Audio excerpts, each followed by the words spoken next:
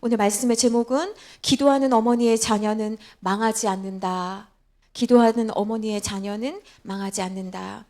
우리 아버님도 계시기 때문에, 아버님들도 계시니까 기도하는 아버지의 자녀는 망하지 않는다라는 제목으로 하나님의 말씀 증거하도록 하겠습니다. 저는 어릴 적부터 제 아이를 많이 축복했습니다. 이 아이가 하나님께서 주신 선물이라는 것을 잊은 적이 한 번도 없어요. 다 그러시겠지만 아이의 머리를 만지면서, 또 아이의 손을 만지면서, 또 아이의 가슴을 만지면서, 또 그 아이의 냄새나는 발가락을 만지면서, 또 냄새 맡으면서 되게 기쁘고 참 행복했던 것 같아요. 그래서 그때 제가 올렸던 하나님을 향한 기도는 굉장히 자연스럽고 힘들지 않은 기도, 문제가 별로 없었던 그런 기도였던 것 같아요. 아이가 어릴 때는 제품을 막 비비면서 엄마가 필요하다고 외치는 것 같아 보였고, 모든 일이 굉장히 순조로웠습니다. 아이 때문에 눈물 흘리는 일이라곤 거의 아이가 아플 때, 혹은 아이가 겪게 되는 아주 조그마한 어려움 앞에 내가 감당할 수 있을 정도의 어려움이었던 것 같아요. 그런데 이제 아이가 사춘기를 지내면서 저는 그 어느 때보다 아이가 정말 하나님의 축복이 필요하다라는 것을 알고 있지만, 정말 말이 나오지 않는 그런 기가 막힌 상황이 저한테 벌어질 때 어떡하지? 어떻게 해야 하지?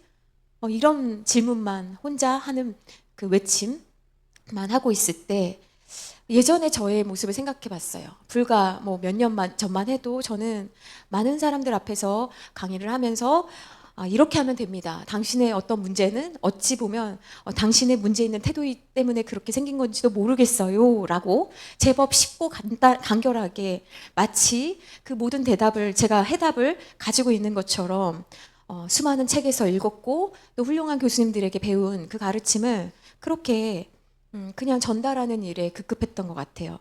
그러나 너무도 감사하게 저는 우리 아이의 사춘기를 겪으면서 이제는 나에게 답이 없구나, 이것을 알게 됩니다.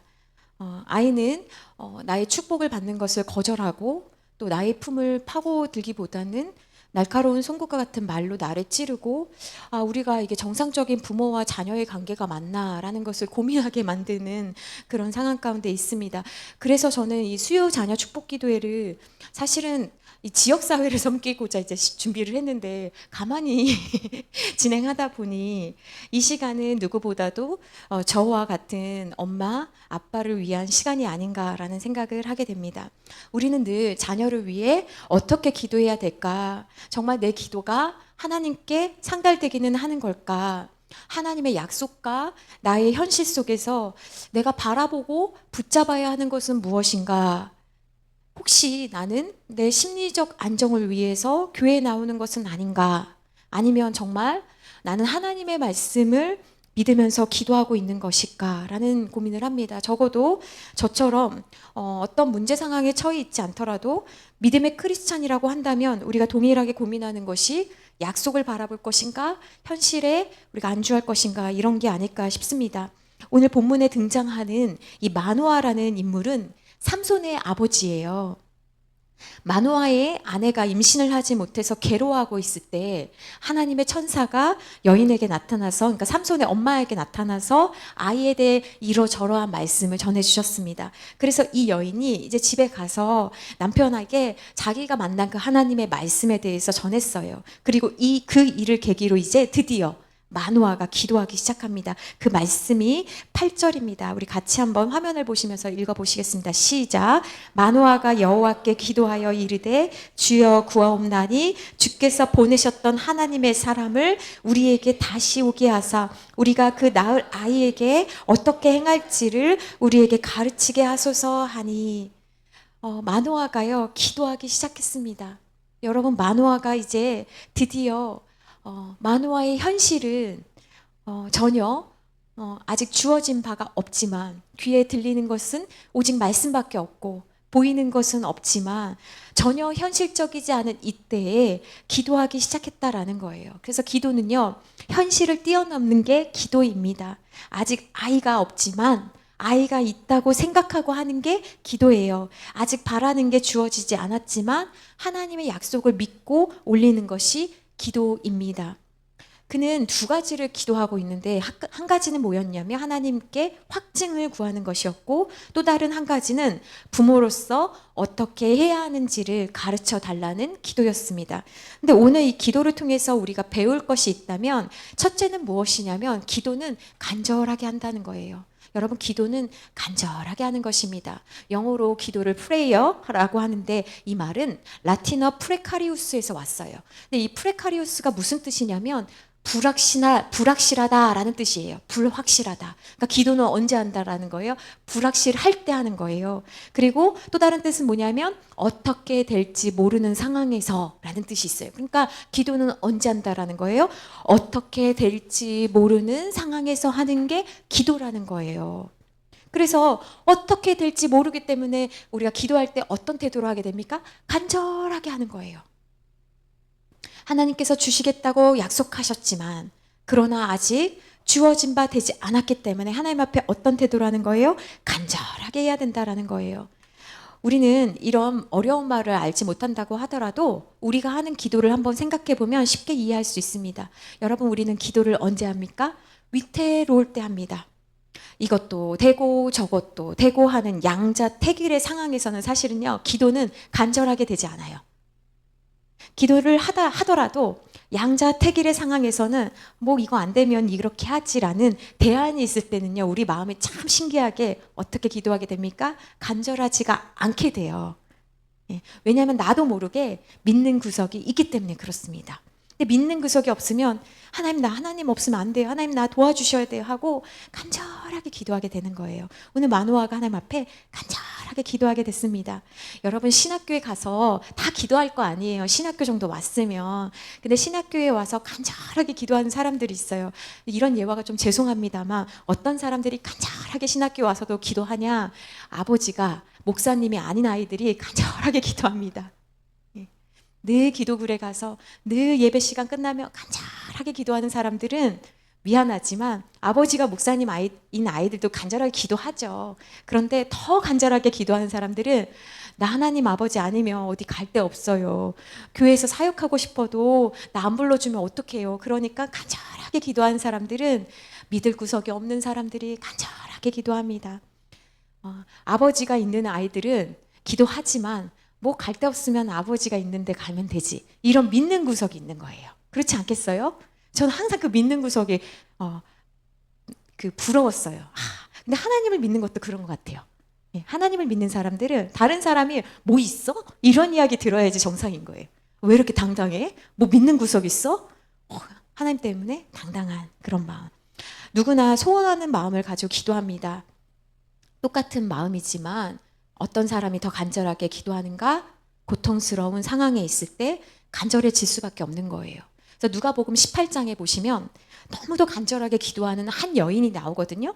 이 여인은 어떤 여인이냐면 지금과 같은 때도 저희 어머니 시대 때만 해도요, 남편이 없다, 남자가 없다라고 하면 참 어려운 시대였던 것 같아요. 불과 우리나라도요, 30년 전, 40년 전만 해도요, 여자가 혼자 이렇게 뭐 어디를 가서 취업한다? 진짜 어려운 일이었잖아요. 근데 옛날에 성경에 기록된 그때를 한번 생각해 본다면 남편이 없다, 남편이 일찍 돌아가셨다라고 하더라도 여자 혼자 사회적 보장이나 역할을 감당할 수 없는 때예요. 그래서 늘 등장하는 인물이 사회적 약자로 등장하는 인물이 고아와 가부잖아요. 이 가부가 누가복음 18장에 나오거든요. 그러니까 누가 봐도 이 가부는 사회적인 약자예요. 그런데 이 여자와 대비되듯 누가 등장하냐면 재판관이 나와요. 근데 이 재판관에 대해서 뭐라고 이야기를 하냐면 이 재판관은 누가 봐도 특권층이잖아요. 오늘날만 생각해도 대단한 인물인데 옛날로 생각을 해보세요. 아쉬울 게 하나도 없는 사람이에요. 돈과 명예가 다 있는 사람인데 하필 이 가부는 어떤 일을 겪었는지 모르지만 굉장히 위급하고 긴급한 일을 겪은 거예요. 근데 이 여인을 도와줄 만한 사람이 있어야 되는데 하필 돌아가면서 순번대로 재판을 맞잖아요. 근데 하필 이 여인의 송사를 맡은 사람이 누구냐면 불의하다라고 정평이 나와 있는 재판관이라는 거예요. 그러니까 이 여인은 생각해 봤을 때 지금 자기가 겪고 있는 일도 너무 큰데 나는 돈도 없고 백도 없고 아는 사람도 없고 자기 같은 여자의 말을 들어줄 일이 없으니까 이 여인이 할 수 있는 일은 뭐예요? 매일매일 찾아가서 강구하는 거예요. 여러분, 이 여인이 만약에 자존심을 부리거나 이 여인이 만약에 따지거나 이 여인이 만약 그랬다면 이 여인이 만약에 내가 맨날 그렇지 뭐 내가 겪는 일이 이렇지 뭐 내가 힘든 일들 중에 하나 더 뭐 추가됐다. 그래 뭐 나는 되는 일이 없는 여자야. 만약 그랬다면 이 여인은 이 재판관에게 안 찾아왔을 거예요. 이 여인은 어떤 마음으로 찾아왔냐면 내가 지금 할 수 있는 일은 이 재판관을 찾아오는 일밖에 없지만 내가 이걸 하면 이 재판관이 도와줄 거야. 들어줄 거야. 이 믿음 가지고 나온 거거든요. 그렇잖아요, 여러분. 다른 사람이 불의하다 뭐하다 절대로 저 사람 안 도와줄 거다라고 하더라도 나는 지금 도와주고 안 도와주고 문제가 아니라 나는 지금 하소연할 때가 이 사람밖에 없는 거예요. 그러니까 맨날 찾아가가지고 도와달라고 하는 거죠. 그러니까 기도라는 건 뭐냐면요. 이 여인과 같이 이 여인이 만약에 포기했다면 아무도 관심을 기울여 주지 않았을 거예요. 근데 이 모습을 통해서 하나님께서는 우리에게 무엇을 가르쳐 주시냐면 기도하는 자들에게는 끝까지 포기하지 말라고 주님께서 이 비유의 말씀을 통해서 우리에게 가르쳐 주시는 거예요. 얘들아, 기도하다가 낙심되잖아. 어려운 일이 생기잖아. 그래도 끝까지 소망을 가져라 라는 말씀으로 우리에게 주시는 거예요. 그러면서 이렇게 귀찮아하고 불의하다라고 소문난 재판관이라고 할지라도 이 과부의 청을 들어주었는데 얘들아, 너희가 믿는 그 좋으신 하나님이 너희 문제 모른 척 할 리가 없다라는 말씀을 우리에게 해주시는 거예요. 그래서 우리 말씀 한번 같이 읽어볼까요? 누가복음 18장 7절 8절 말씀입니다. 시작. 하물며 하나님께서 그 밤낮 부르짖는 택하신 자들의 원한을 풀어주지 아니하시겠느냐? 그들에게 오래 참으시겠느냐? 내가 너희에게 이르노니 속히 그 원한을 풀어주시리라. 그러나 인자가 올 때에 세상에서 믿음을 보겠느냐 하시니라. 그러니까 무슨 말씀입니까? 하나님께서 밤낮 부르짖는 너희들의 그 원한이라고 되니까 되게 무섭지 않아요? 원한이라니까. 우리 한국적 상황에서 이 원한하면은 늘 이렇게 막 으시으시하고 막 무섭잖아요. 원한은 여자들의 단어인 것 같기도 한데 영어로 보면은 소원 또는 권리.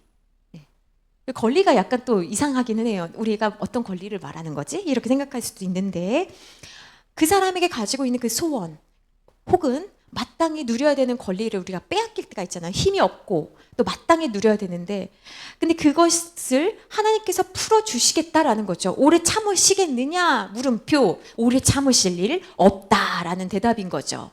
예. 그러니까 속히 풀어줄 거야. 대신 믿음을 보이고 있어라 라는 말씀인 거예요. 예. 그러므로 여러분 우리가 기도할 때 절대 소망을 포기하지 말아야 합니다. 나태주 시인이 쓴 글에 보면 이 재미난 글이 있더라고요. 아들이 입대한 뒤로 아내는 새벽마다 남몰래 일어나 비어있는 아들 방문에 무릎 꿇고 앉아 몸을 앞뒤로 시계추처럼 흔들며 기도를 한다. 이것만 봐도 나태주 시인이 이제 아내가 기도하는 걸 본 거죠. 그죠?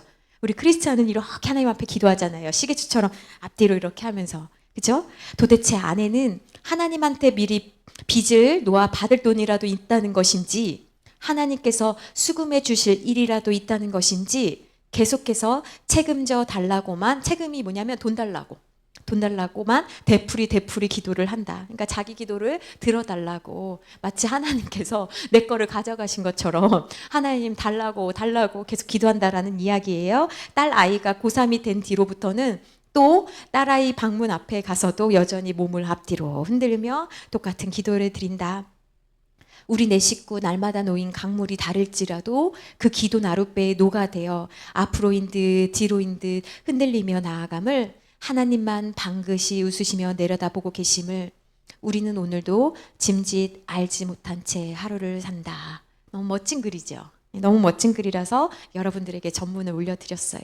기도란 이런 것 같아요. 아들이 군대 가면 그 방문에서 또 딸아이가 고3이면 또 그 방문에서 그리고 또 결혼 앞두면 또 그 방문에서 또 직장 취업한다 그러면 또 그 방문에서 그렇게 기도하는 한 사람이 그 흔들리는 세상 가운데 많은 문제 가운데 나룻배에 녹아돼서 젖고 간다는 멋진 표현이잖아요. 여러분들 지금 그런 역할을 하고 계시지요. 내가 어떻게 할 수 없는 상황은 인간이라면 누구나 맞닥뜨리는 상황입니다. 이게 피할 수 없는 일입니다. 그래서 하나님을 믿는 사람들만 기도하는 것이 아니라 세상에 있는 모든 사람들은 기도라는 것을 합니다. 그 신이 우리와 같은 신이냐 다른 신이냐 그 뜻이 내 뜻이냐 아버지의 뜻이냐 이 차이가 있지만 기도하지 않는 사람은 아무도 없는 것 같아요. 왜냐하면 기도 없이는 우리가 살아갈 수 없는 어려운 시간들을 살기 때문에 그렇죠. 그러나 크리스찬의 가장 큰 특권은 무엇입니까? 나보다 더 크신 하나님, 나를 불쌍히 여기시는 하나님, 나의 기도를 외면하지 않으시는 그 하나님 앞에 믿고 기도할 수 있다는 것입니다. 그런데 만약에 죽은 신이라고 한다면 어떨까요? 내가 기도한 게 아무 소용이 없는 거예요. 위로는 해주고 공감은 해주는데 그 신이 능력이 없어요. 그러면 이 또한 얼마나 소용없는 일이겠어요. 우리가 기도하는 게 하나도 도움이 안 되는 거잖아요.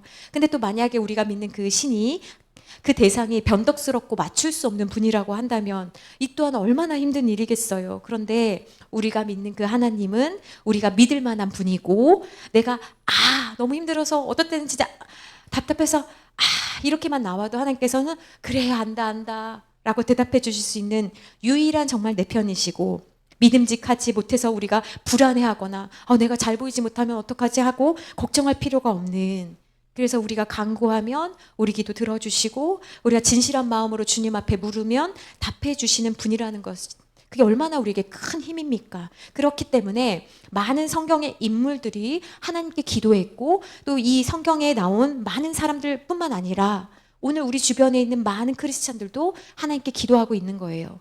그래서 낙심되고 어렵지만 우리는 그렇기 때문에 기도해야 하는 것입니다. 영국의 시인 윌리엄 쿠버는 이런 말을 했어요. 한번 우리 같이 한번 읽어볼까요? 시작. 기도를 포기하는 자는 전쟁에서 승리를 포기하는 군인과 같다. 너무 멋진 표현이죠?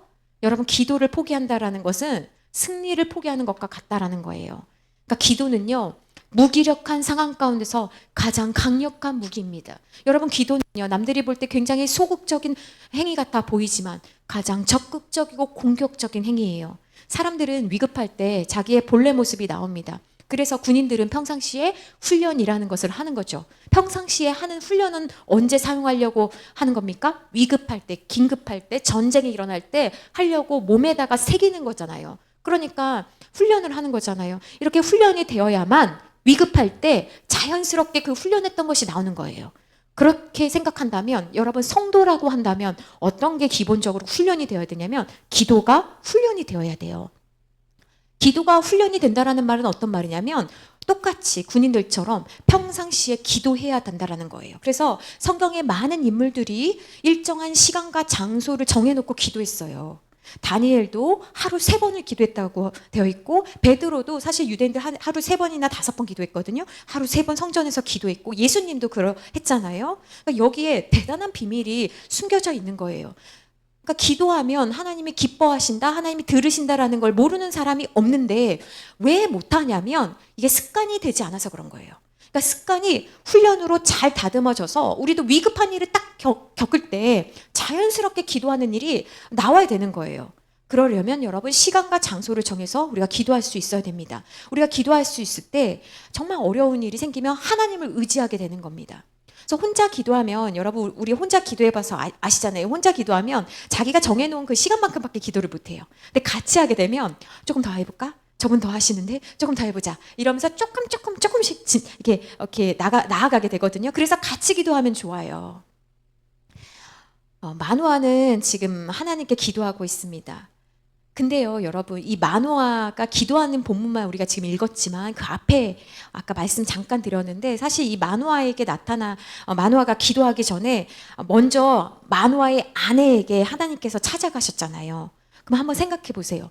왜 마노아의 아내에게 먼저 찾아갔을까? 성경은 그 이유에 대해서는 말씀하고 있지 않습니다. 그런데 한번 생각해 보세요. 늘 하나님의 일은요, 기도하는 사람을 통해서 일어나요. 이 마노아의 아내는 어떤 역할을 했냐면 마중물과 같은 역할을 한 거예요. 여러분, 마중물 아세요?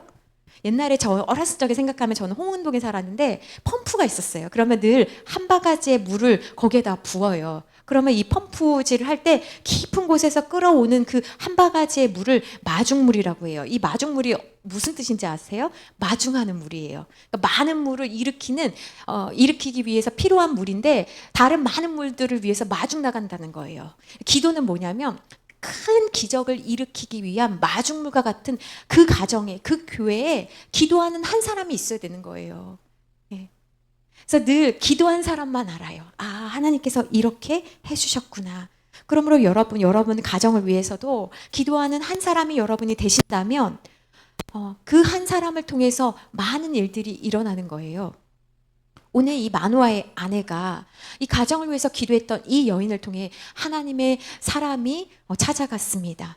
그런데 또 한편 생각해 보면 사실 이 그녀를 찾아가는 것은 하나님께서 크신 위로를 해주시기 위한 것이라고 생각이 돼요. 왜냐하면 사실 늘 기도 제목이 똑같았고 삶의 소망을 다 잃고 나는 무능하다며 물처럼 무너져 버린 이 여인에게 하나님께서 지금 찾아가셔서 위로해 주시는 거예요. 그리고 그 가장 기쁜 소식을 다른 사람이 아닌 그 기도하고 있었던 그 마누아의 아내를 통해서 하나님께서 지금 먼저 들려주시는 거예요. 여러분 신약 성경에 보시면 안나 선지자에게 가장 기쁜 소식을 먼저 들려주셨거든요. 그 안나 선지자는요 밤낮으로 기도했대요. 여선지자라고 하는데 여러분 너무 멋있지 않아요? 그러니까 기도하고 있으면 하나님께서 기쁜 소식을 가장 먼저 그 기도하는 사람에게 들려주시거든요. 이 마누아 아내에게 지금 하나님께서 들려주시면서 하나님께서 위로해 주시는 거예요. 내가 네 기도 들었다. 내가 너의 아픔을 안다. 그리고 네가 그동안 나를 찾고 기도한 것을 알고 있다. 하나님께서 지금 말씀해 주고 계신 거예요. 그래서 너무 기쁜 나머지 이 소식을 들고 지금 마누아에게 나를 찾아오신 그 하나님께서 이렇게 하셨어라고 이야기하고 있지 않습니까? 이 본문만 또 봐도 우리 또 누가 생각나냐면 예수님께서 십자가에서 돌아가시고 그 무덤가를 찾았던 그 여인들이 막 그걸 발견하고 기뻐가지고 또 남자 제자들에게 찾아가가지고 막 전하잖아요. 그러니까 여자들은요 이 기쁜 소식을 전하는 역할들을 감당해야 되는 것 같아요. 두 번째 우리가 또 기억해야 되는 것은 무엇이냐면 기도는요 하나님께 묻는 것이라는 거예요. 여러분 기도는요 내 할 말 다 하고 그냥 알겠죠 하나님 잘 들으셨죠 하고 돌아오는 게 아니고요 하나님께 상의하는 거예요. 여러분 성령님을 뭐라고 합니까? 성령님을 보혜사라고 하잖아요. 보혜사가 뭡니까? 내 옆에서 나를 나에게 상담해 주시는 분, 나에게 알려주시는 분이잖아요. 그러니까 여러분 하나님께 묻는 거예요. 여러분의 여러 가지 상황 가운데 하나님 이걸 어떻게 하면 좋을지 알려달라고 묻는 거예요. 특별히 오늘 마누아는 무엇에 대해서 말하고 있냐면 8절 하반절인데 같이 한번 읽어봅시다. 앞에 보고 시작. 우리가 그 낳을 아이에게 어떻게 행할지를 우리에게 가르치게 하소서 하니. 나중에 마노아는 다시 한번 하나님께 이렇게 간구하는데요. 12절 하반절입니다. 앞에 보시면서 또 읽겠습니다. 시작. 이 아이를 어떻게 기르며 우리가 그에게 어떻게 행하리까. 그러니까 늘 우리 부모된 자는 꼭 이 기도를 하나님 앞에 물어야 되는 것 같아요. 아이가 낳기 전 아이를 키우면서 또 아이가 장성하더라도 늘 하나님 앞에 하나님 내가 우리 자녀를 만나는데 이 자녀에게 어떤 말을 해야 될까요? 하나님 내가 어떻게 행동해야 될까요? 이것을 하나님 앞에 물어야 되는 거예요. 왜냐하면 이 부모와 자녀의 관계가 쉽지가 않습니다. 사탄이 얼마나 가정을 깨트리려고 하는지 몰라요. 그래서 마땅히 부모를 존경해야 되는데 자녀들은 부모를 존경하지 않고 존중하지 않는 세대를 살아가는 게 지금 우리가 살아가고 있잖아요. 옛날에 구약시대만 하면은 돌로 쳐서 돌아가실 자녀들이 얼마나 많습니까? 근데 오늘날은 돌로 쳐서 돌아가게 하실 수도 없고 말도 안 듣잖아요. 그죠? 그러니까 모든 권위가 다 떨어져 있잖아요. 이런 상황 가운데서 우리는 자녀를 가르칠 때마다 하나님 앞에 자녀를 대할 때마다 하나님 어떻게 해야 될지 하나님 앞에 물어야 되는 거예요. 그럼 왜 하나님께 물어야 되느냐? 하나님은 답이 있으시기 때문에 그래요. 여러분 하나님은 답이 있으신 분이십니다. 어떤 사람을 만나면 그 사람은 어떤 분야에 있어서는 전문가인지 모르겠어요. 그러나 하나님은 모든 분야에 모든 지식을 망라해서 다 알고 계신 분이 하나님이십니다. 그래서 나는 답이 없지만 하나님은 답을 알고 계시기 때문에 우리는 기도할 때 하나님이 주신 평안이 임할 때까지 기도하셔야 돼요. 여러분 기도는 언제까지 하는 거라고요? 하나님께서만 주신 그 평안이 우리한테 임할 때까지 우리가 기도해야 되는 거예요. 그래서 나의 무거운 짐을 하나님께 맡기고 하나님은 우리의 기도를 맡아주시기 때문에 그냥 정신 승리로 나는 기도하면 괜찮다 이게 아니고요. 진짜 기도하면서 여러분의 그 마음의 무거운 짐을 걱정을 하나님 앞에 내려놔야 합니다. 마태복음 11장 28절 말씀 함께 합독하시겠습니다. 시작. 수고하고 무거운 짐진 자들아 다 내게로 오라 내가 너희를 쉬게 하리라. 여러분 너무 큰 말씀입니다. 우리가 수고하고 산다는 것을 하나님 너무 잘 아시고 우리가 무거운 짐을 지고 있다라는 것을 하나님이 알고 계십니다. 그러니까 다른 데 가지 말고 아버지께로 오라고 말씀하십니다. 와서 가만히 있으라고 하는 게 아니라 말하라는 거예요. 내게로 와서 쉬어라. 너 뭐가 힘든지 말해라. 여러분, 우리가 말할 사람 한 사람만 있어도 그 사람이 산다고 하지 않습니까? 그러니까 우리가 힘들면 자꾸 말하려고 하는 거예요. 그리고 그 말을 잘 들어주면 그 사람이 마음의 짐이 내려놓게 되는 거예요. 어느 직물 공장장이 직원들에게 이렇게 말했습니다. 직물 기계가 돌아가다가 실밥이 엉키면 여러분들은 즉시 내게 보고하세요 라고 이야기를 했어요. 그런데 한 직원이 야간 작업을 하다가 그만 깜빡 졸았어요. 그러니까 순식간에 그 기계가 막 돌아가다가 실밥이 여기저기 엉켜버리고 말았어요. 그 직원은 공장장한테 혼나는 것이 두려워서 보고하지 않고 자기 힘으로 어떻게든 그 얽힌 실타래를 풀어보려고 애썼어요. 근데 그렇게 풀어보려고 애쓰면 애쓸수록 이 공장 기계는 어떻게 되겠어요? 계속 가다가 멈추고 꼬이지 않겠어요? 그래서 더 복잡하게 돼서 결국 기계를 멈추게 됐고 제때 일을 못하게 되었어요. 그때서야 비로소 직원은 공장장에게 찾아가서 사실대로 보고하게 되었습니다. 직원은 이렇게 말했어요. 제가 정말 최선을 다해서 이 실을 풀려고 했거든요. 근데 그게 안 돼서 이렇게 되었습니다. 라고 이야기를 했어요. 그러자 공장장이 뭐라고 화를 냈냐면, 나는 자네가 반드시 지켜야 할 것은 실밥이 엉켰을 때 즉시 내게 보고하라고 했소. 근데 자네가 그 일을 할 수 없다는 것을 알기 때문에 자네에게 그런 말을 했는데 너는 왜 네 맘대로 그렇게 풀려고 했냐고 하면서 질책을 했습니다. 그러니까 문제가 있으면 우리는 어떻게 해야 됩니까? 하나님께 달려와가지고 하나님 이런 문제가 있어요. 하나님 이것을 해결해 주세요. 우리가 수고하고 무거운 짐 것을 하나님 앞에 계속 아뢰야 되거든요. 왜냐하면 하나님은 우리가 무거운 짐을 지고 있다는 것을 하나님은 알고 계시기 때문에 그렇습니다.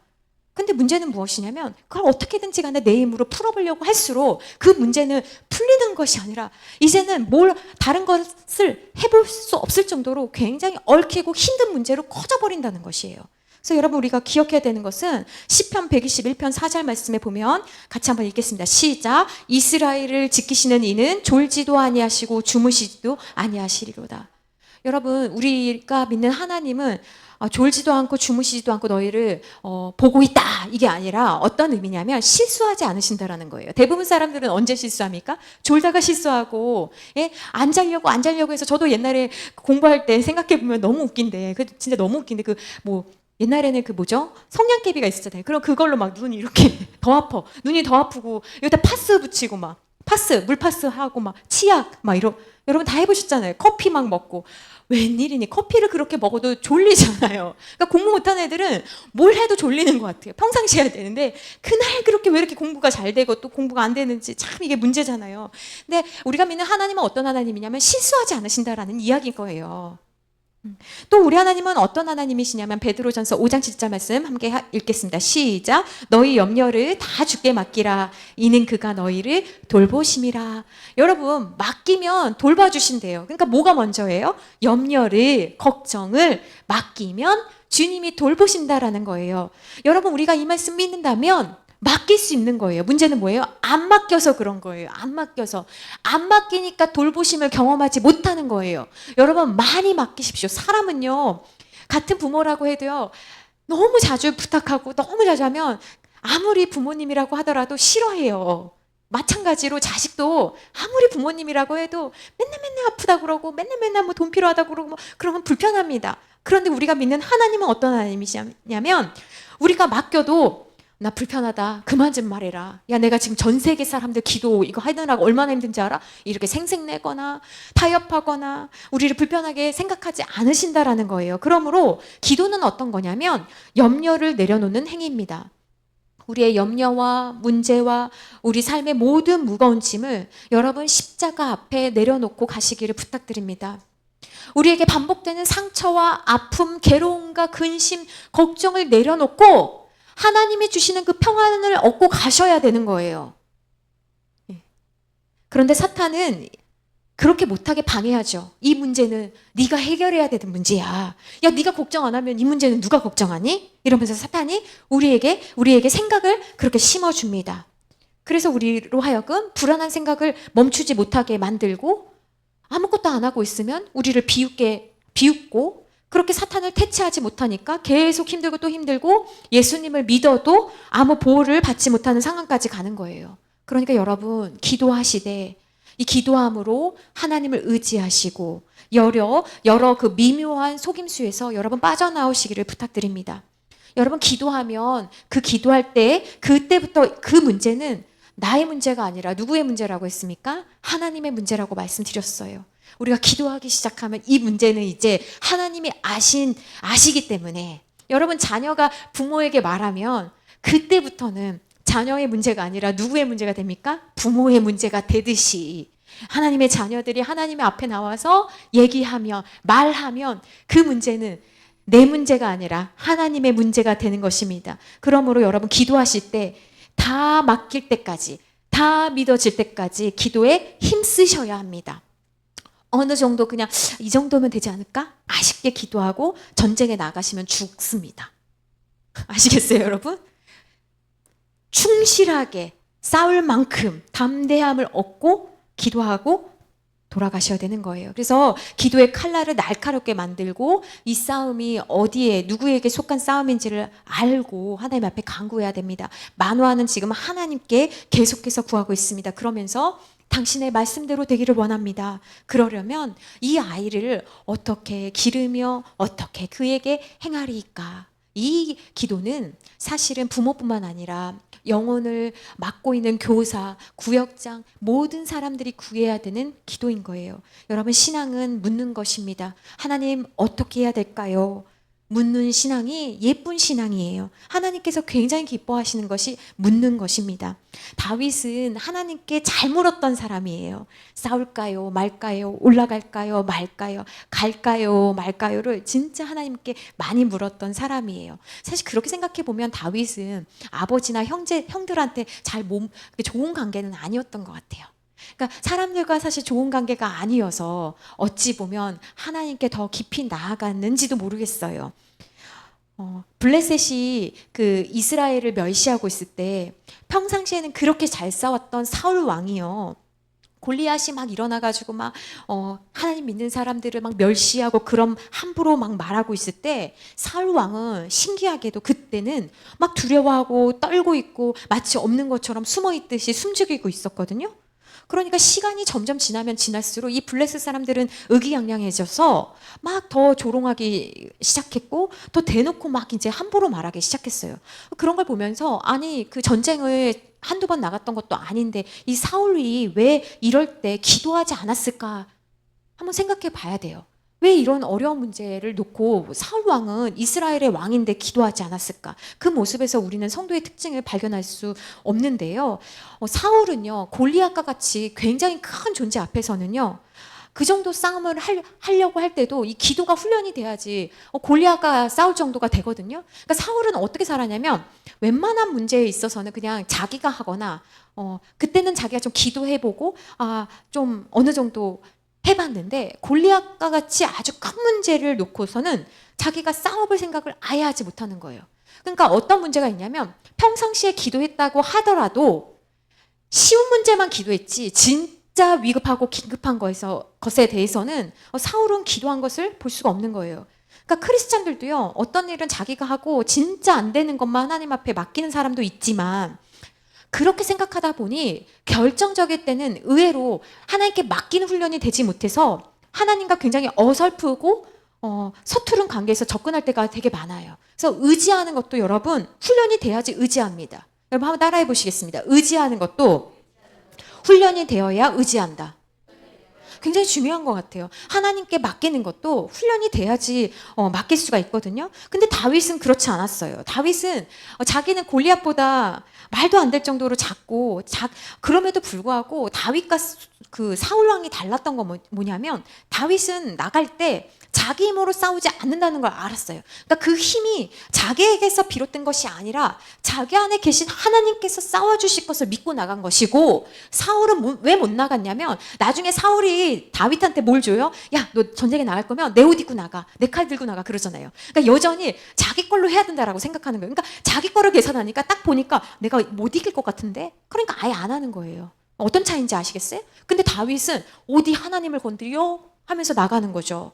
그러니까 다윗은요, 이게 개인의 싸움이 아니라 하나님의 싸움이라고 인식하고 자기 안에 있는 자기 능력이 아니라 자기와 함께 하신 그 하나님의 능력으로 싸우는 자가 있는 반면 어떤 사람은 여전히 이 정도 되면 이 정도 급은 돼야 되는 거 아니야? 지식을 좀 채워줘야 되는 거 아니야? 재정이 좀 이 정도 돼야 되는 거 아니야? 이렇게 생각하기 때문에 못 싸우는 거죠. 그래서 기도라는 것은 무엇이냐면 내 힘으로 하는 게 아니라는 거예요. 전쟁에 능하신, 전쟁에 익숙하신, 전쟁에서 승리할 줄 아시는 그 하나님 앞에 묻고 내 생각과 경험, 고집, 자존심, 방법, 시기 등을 다 내려놓고 하나님 어떻게 해야 될까요? 이게 묻는 게 전쟁에서 이기는 방법이거든요. 그런데 여러분 왜 사람들이 안 묻냐? 생각해 보니 왜 안 묻냐면 물으면 하나님 말씀하시면 순종해야 되잖아요. 그러니까 그게 부담스러우니까 안 묻는 거예요. 그리고 그냥 나 좋을 대로 하는 것입니다. 그런데 여러분 우리가 기억해야 되는 것은 무엇이냐면 하나님께 묻는다는 것은 그 답이 무엇이든지 간에 내가 그대로 하겠습니다 라는 순종하겠다는 의지가 그 안에 있는 거예요. 그러니까 어떤 사람이 물을 수 있습니까? 내가 당신의 뜻이 나의 뜻보다 더 낫다라는 것을 믿는 사람들이 물을 수 있는 거예요. 하나님의 방법이, 하나님의 시기가, 하나님께서 말씀하시는 것이 더 낫습니다, 더 옳습니다 라고 믿는 사람들이 물을 수 있는 거예요. 그래서 그 말씀을 듣고 내가 골라볼게요, 하나님 취사 선택해 볼게요, 이게 아니에요. 어떤 사람들은 신앙을 마치 여러 매장을 돌아다니면서 제가 돌아보고 결정할게요 라는 식으로 믿는 사람들이 있어요. 그런데 하나님께 묻는다는 건 그런 게 아니라는 거예요. 그냥 철저하게 순종하겠다라는 것입니다. 하나님께 물으면 하나님은 말씀해 주십니다. 기도해도 소용없다고 생각하는 사탄의 속임수에 여러분 절대 속지 마시고 뒤를 돌아보지 마시고 끈기 있게 버티면서 기도는 그렇게 하는 게 기도입니다. 오늘 수요 자녀 축복 기도의 2학기를 시작하게 됐습니다. 우리에게 있는 낙심, 또 포기 문제가 다시 한번 기도의 제목으로 하나님 앞에 향기로운 제물로 올려드리는 시간이 되기를 축복합니다. 여러분 절대 포기하지 마시고 주님도 우리를 포기하지 않으셨으니 우리 같이 기도하면서 이 2학기를 시작하시기를 부탁드립니다.